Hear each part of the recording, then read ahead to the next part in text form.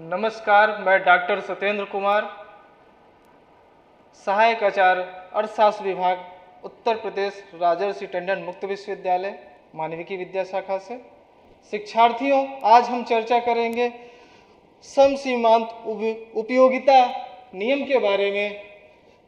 इसमें हम चर्चा करेंगे समसीमांत उपयोगिता नियम क्या होता है, इसकी परिभाषाएं क्या हैं, इसकी मान्यताएं क्या हैं और इसमें अर्थशास्त्रियों के क्या विचार रहे हैं, इसकी उपयोगिता क्या है, इसके महत्व क्या है और इस सभी चीज़ों को हम चर्चा करेंगे चित्र के माध्यम से, सारणी के माध्यम से और इनके आलोचनाओं के बारे में भी हम चर्चा करेंगे।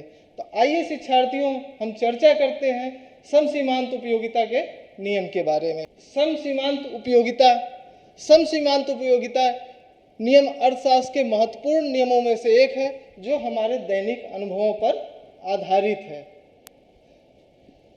जिसको प्रतिस्थापन का नियम, अधिकतम संतुष्टि का नियम, उपभोग का नियम, मितव्ययिता का नियम, तटस्थता का नियम और आधुनिक अर्थशास्त्री इसको अनुपातिकता का नियम भी कहते हैं।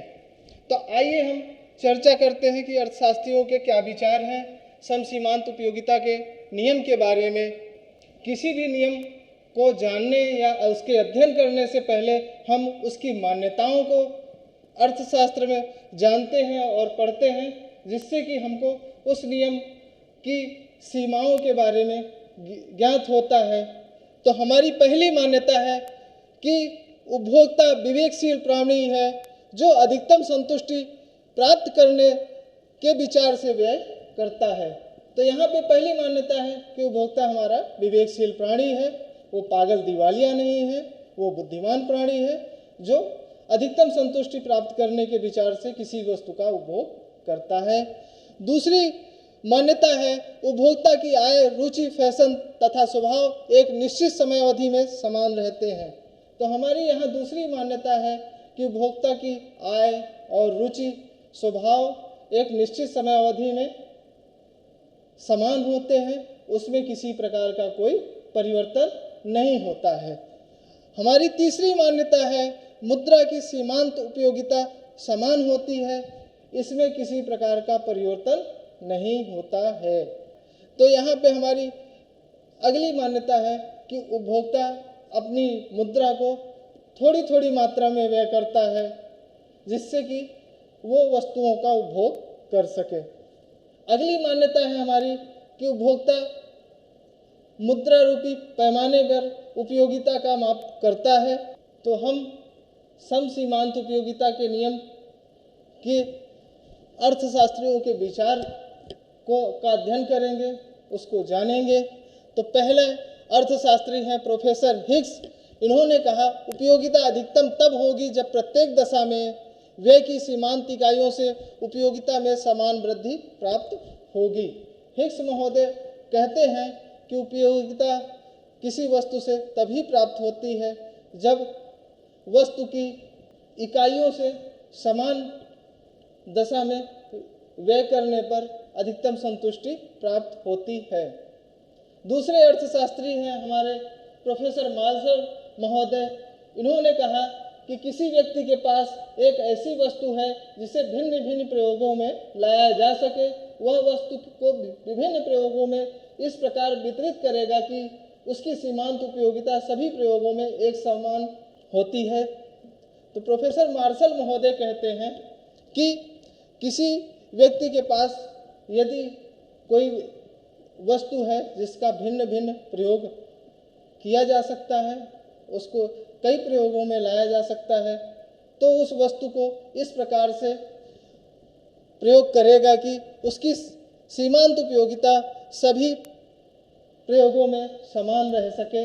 जैसे कि हम मान लेते हैं कि पानी है जिसका प्रयोग हम पीने के लिए, नहाने के लिए या हाथ धुलने के लिए करते हैं, तो पानी की मात्रा अगर किसी व्यक्ति के पास निश्चित है तो उसका प्रयोग वो अपनी आवश्यकता की तीव्रता के आधार पर करेगा।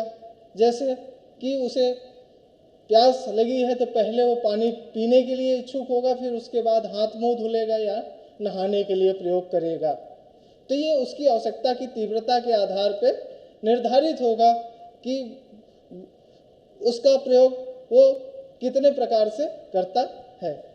अब हम समसीमांत उपयोगिता नियम की आधुनिक व्याख्या के बारे में जानेंगे, जिसको अनुपातिकता का नियम भी कहा जाता है। तो समसीमांत उपयोगिता का आधुनिक नियम यह बताता है कि प्रत्येक मानव की आवश्यकता अनंत होती है, जबकि उन आवश्यकताओं को पूरा करने के लिए साधन सीमित होते हैं। समसीमांत उपयोगिता का आधुनिक नियम यह बताता है कि प्रत्येक मानव की आवश्यकता एवं इच्छा अनंत होती है और उसके पास उस आवश्यकता एवं इच्छा को पूरा करने के लिए साधन सीमित होते हैं। उन सीमित साधनों से वह अपनी असीमित इच्छाओं एवं आवश्यकताओं की पूर्ति वह आवश्यकता की तीव्रता के आधार पर करता है और उसके सामने यह समस्या बनी रहती है कि सीमित साधनों से असीमित आवश्यकताओं को किस क्रम में पूरा किया जाए कि उसे अधिकतम संतुष्टि प्राप्त हो सके, जिसके लिए उपभोक्ता अपने साधनों को इस प्रकार वितरित करता है कि सभी वस्तुओं से उसको समान संतुष्टि प्राप्त हो सके। आधुनिक अर्थशास्त्रियों समसीमांत उपयोगिता नियम की व्याख्या एक नवीन तरीके से भी करते हैं, जिसे अनुपातिकता का नियम भी कहा जाता है, जिसकी व्याख्या इस प्रकार की जाती है कि उपभोक्ता अपने संतुष्टि को अधिकतम करने के लिए एक और वस्तुओं की सीमांत उपयोगिता को समान रखना चाहता है, तो दूसरी ओर वह वस्तुओं की प्राप्त सीमांत उपयोगिता वस्तुओं को कीमत के अनुपात के बराबर भी रखना चाहता है। अर्थात उपभोक्ता अपनी मुद्रा को विभिन्न वस्तुओं में खरीदने में इस प्रकार व्यय करेगा कि एक वस्तु के सीमांत उपयोगिता एवं मूल्य के अनुपात में जो वही दूसरे वस्तु की सीमांत उपयोगिता एवं मूल्य का अनुपात समान मात्रा में होगा, जिसे सारणी के माध्यम से आसानी से समझा जा सकता है।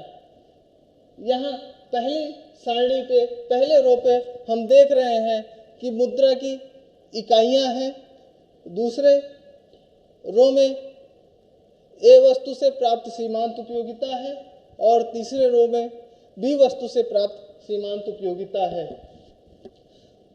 तो हम यहाँ देख रहे हैं कि मुद्रा की इकाइयों को 1 से 10 तक जो है बांटा गया है।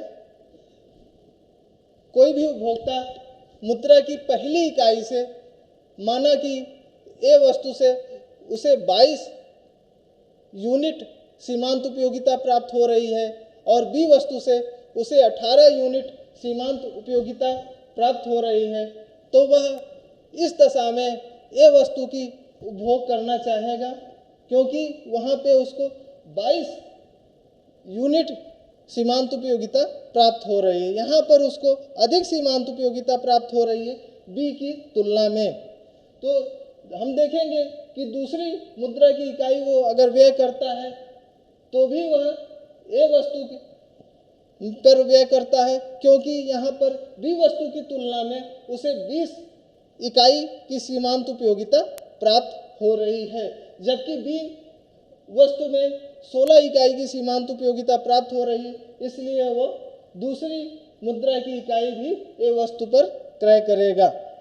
अब तीसरी मुद्रा की इकाई को देखेंगे तो वह ए वस्तु और बी वस्तु में बी वस्तु को क्रय करना चाहेगा, क्योंकि उसके पास ए वस्तु की 20 और 22 इकाइयाँ सीमांत उपयोगिता प्राप्त हो चुकी है और बी वस्तु की सीमांत उपयोगिता उसके पास 0 है, तो उसके लिए वह 18 इकाई सीमांत उपयोगिता प्राप्त कर रहा है, इसलिए वह तीसरी मुद्रा की तीसरी इकाई बी वस्तु पर खर्च करेगा और मुद्रा की चौथी इकाई खर्च करने के लिए हम यहाँ देख रहे हैं कि ए वस्तु की सीमांत उपयोगिता 18 है और बी वस्तु की सीमांत उपयोगिता 16 है, तो इसलिए भी वह ए वस्तु की सीमांत उपयोगिता अधिक होने के कारण वह मुद्रा की चौथी इकाई ए वस्तु पर खर्च करेगा और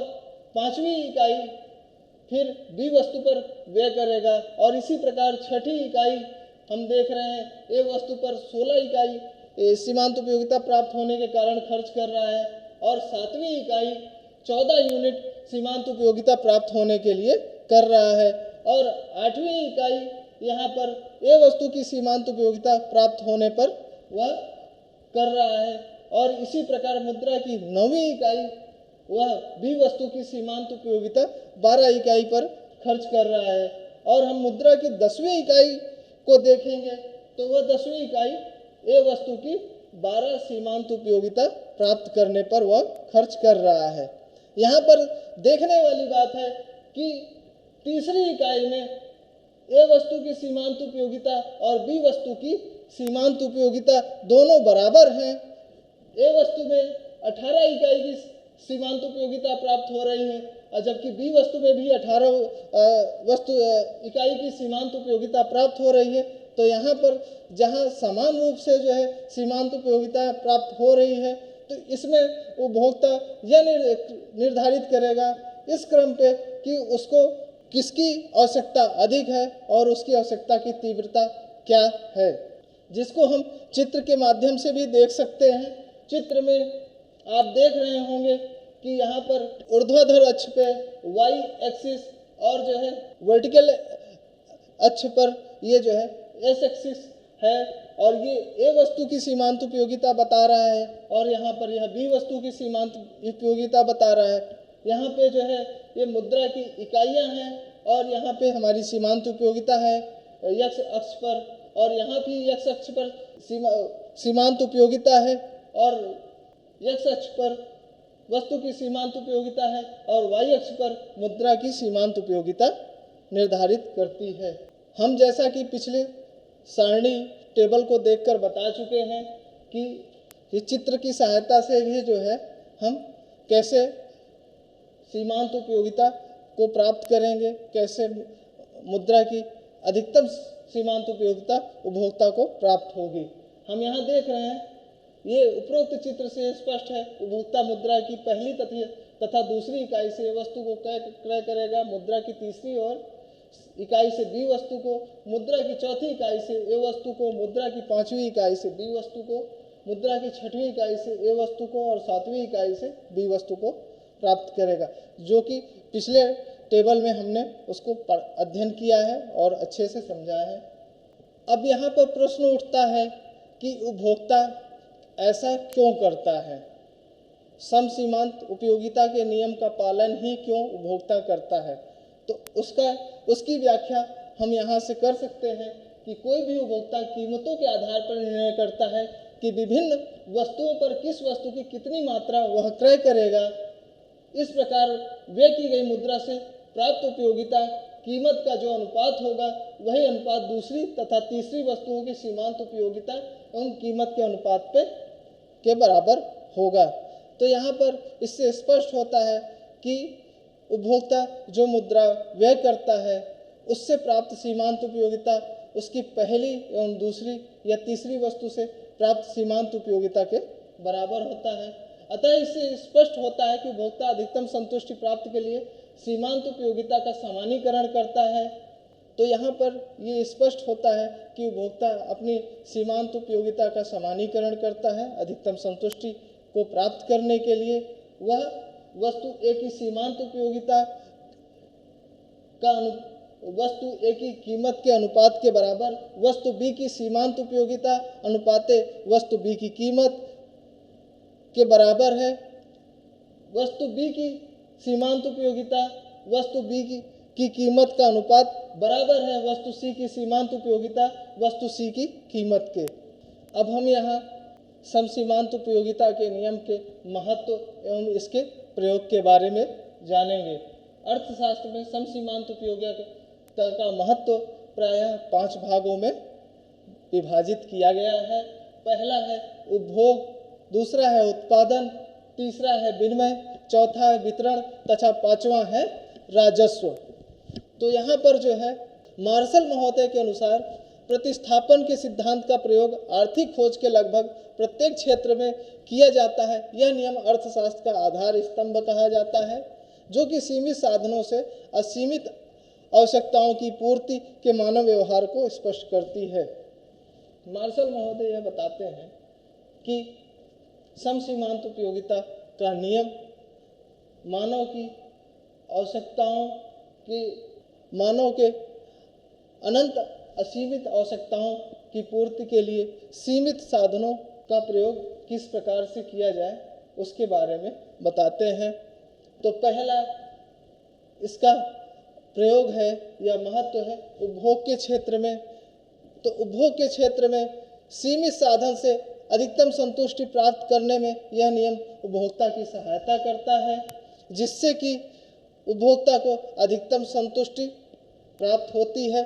जब उपभोक्ता को विभिन्न वस्तुओं से मिलने वाली सीमांत उपयोगिता समान रहे, इस नियम के द्वारा उपभोक्ता वर्तमान और भविष्य की आवश्यकताओं के लिए आय का उचित वितरण कर सकता है, अर्थात उपभोग और बचत के बीच में सर्वोत्तम वितरण का कार्य भी उपभोक्ता करता है। दूसरा इसका महत्व उत्पादन के क्षेत्र में प्रत्येक उत्पादन न्यूनतम लागत पर अधिकतम लाभ प्राप्त करने के लिए उत्पादन करना चाहता है और उत्पादन लागत को कम करने के लिए साधनों की सीमांत उत्पादकता और उनकी कीमत की तुलना करता है। प्रत्येक उत्पादक भूमि, श्रम, पूंजी आदि साधनों की सीमांत उत्पादकता की तुलना करके महंगे साधनों का सस्ते साधनों से प्रतिस्थापित करता है और यह प्रतिस्थापन का नियम उस सीमा तक होता है जहां उसको सीमांत उत्पादकता और कीमत का अनुपात बराबर ना हो जाए। तीसरा महत्व है विनिमय के क्षेत्र में विनिमय और मूल्य निर्धारण में समसीमांत उपयोगिता बहुत ही सहायक है। उपभोक्ता किसी वस्तु का अधिकतम मूल्य उसकी सीमांत उपयोगिता के बराबर ही प्रदान करता है।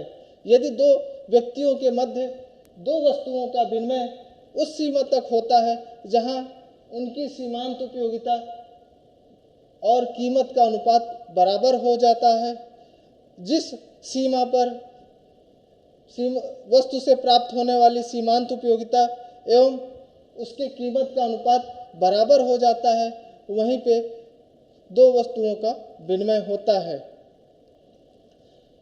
अगला महत्व है राजस्व के क्षेत्र में। तो हम यहाँ देख रहे हैं कि राजस्व का लोकप्रिय सिद्धांत अधिकतम सामाजिक लाभ का सिद्धांत भी समसीमांत उपयोगिता के नियम पर आधारित है। अधिकतम सामाजिक लाभ का सिद्धांत यह बताता है कि प्रत्येक लोकतांत्रिक सरकार का उद्देश्य जनता से अधिकतम सामाजिक कल्याण जनता को देना होता है। सरकार को अपना व्यय करते समय विभिन्न मदों पर इस प्रकार अपने राजस्व को वितरित करती है जिससे कि सभी को अधिकतम सामाजिक कल्याण प्राप्त हो सके एवं राजस्व प्राप्त करने के लिए वो जनता से इस प्रकार कर वसूलती है कि जिससे सभी को समान रूप से उस कर के अंशदान का कष्ट भी प्राप्त हो सके। अगला महत्व है वितरण के क्षेत्र में। तो वितरण के क्षेत्र की समस्या यह होती है कि विभिन्न साधनों के सहयोग से किए गए उत्पादन में किस प्रकार साधनों को वितरित किया जाए कि उत्पादन के साधनों को पुरस्कार, लगान, मजदूरी, ब्याज, लाभ उनकी सीमांत उत्पादकता के बराबर हो। तो यह समसीमांत उपयोगिता का नियम वितरण के क्षेत्र में मजदूरी, लाभ, लगान और उत्पादकता के बारे में भी बताता है। तो अब हम अध्ययन करेंगे समसीमांत उपयोगिता के आलोचना के बारे में। तो कुछ अर्थशास्त्रियों ने समसीमांत उपयोगिताओं की आलोचना उनकी मान्यताओं के आधार पर किया और उसके नियम के आधार पर किया। तो पहली आलोचना है कि आर्थिक अविवेक पूर्णता। इस नियम की यह मान्यता है कि उपभोक्ता विवेकशील प्राणी है। तो अर्थशास्त्री मानते हैं कि इस नियम की पहली मान्यता है कि उपभोक्ता विवेकशील प्राणी है और वह जो भी खर्च करता है वो हिसाब किताब लगाकर या जोड़ घटाव कर कर खर्च करता है, जबकि व्यवहारिक जीवन में ऐसा संभव नहीं है। उपभोक्ता बहुत सारी वस्तुओं को आदतन वश भी खर्च करता है और उसकी सीमांत उपयोगिता के से ज़्यादा भी वह मूल्य देता है, व्यय करता है, जो कि व्यवहारिक जीवन में कम उपयोगी सिद्ध होता है। दूसरी आलोचना है वस्तुओं की अविभाज्यता। समसीमांत सिद्धांत तभी कार्यशील होता है जब उपभोग की जा रही वस्तुओं की छोटी छोटी इकाइयों में विभक्त किया जाए, जबकि बहुत सारी वस्तुएं हैं जिसको छोटी छोटी इकाइयों में विभाजित नहीं किया जा सकता है। उसको उपभोग करने के लिए हमें संपूर्ण वस्तु का क्रय करना पड़ता है, जैसे कार या टेलीविज़न। अन्य वस्तुएं भी हैं जिसका उपभोग हम छोटी छोटी इकाइयों में न करके उसका पूरा की पूरी मात्रा का उपभोग करेंगे। अगली आलोचना है वस्तुओं का टिकाऊपन।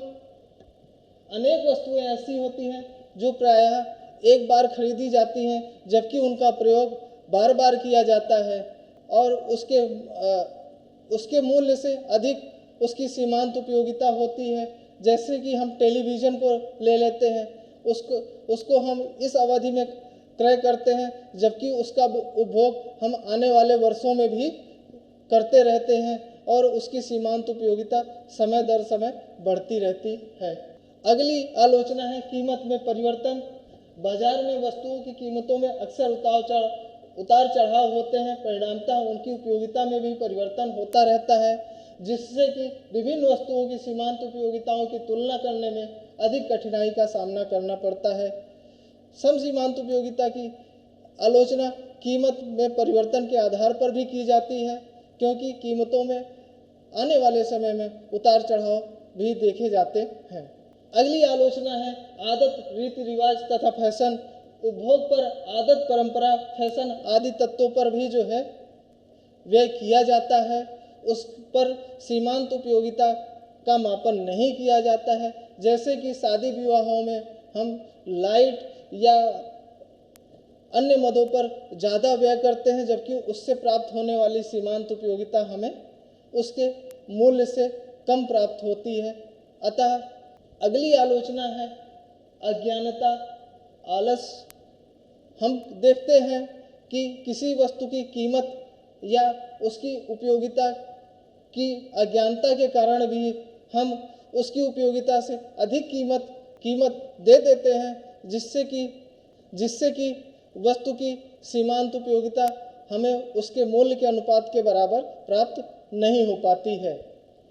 अगली आलोचना है उपयोगिता के मापन में कठिनाई। यह नियम उपयोगिता मापन पर आधारित है, जबकि उपयोगिता एक मनोवैज्ञानिक धारणा है जिसका संख्यात्मक मापन संभव नहीं है। उपयोगिता का संख्यात्मक मापन संभव नहीं है। उसको हम एक मनोवैज्ञानिक धारणा है, उसको अनुभूति कर सकते हैं कि हमको किसी वस्तु के उपभोग से कितनी संतुष्टि प्राप्त होती है। अगली आलोचना है पूरक वस्तुओं के संदर्भ में। यह नियम पूरक वस्तुओं के संबंध में उचित लागू नहीं होता है, क्योंकि कार और पेट्रोल, चाय और चीनी, पेन और स्याही आदि का प्रयोग एक साथ किया जाता है और उस पर व्यय होने वाली मुद्रा समान रूप से व्यय होती है, जबकि हमको इसके आवश्यक नहीं कि दोनों वस्तुओं का उपभोग साथ साथ किया जाए। जैसे कि माना कि किसी व्यक्ति को और वो डायबिटीज होने के कारण चीनी का प्रयोग नहीं करता है, जबकि उससे प्राप्त होने वाली सीमांत उपयोगिता उसे शून्य है और उस पर खर्च की गई मुद्रा का मूल्य समान रूप से है। धन्यवाद।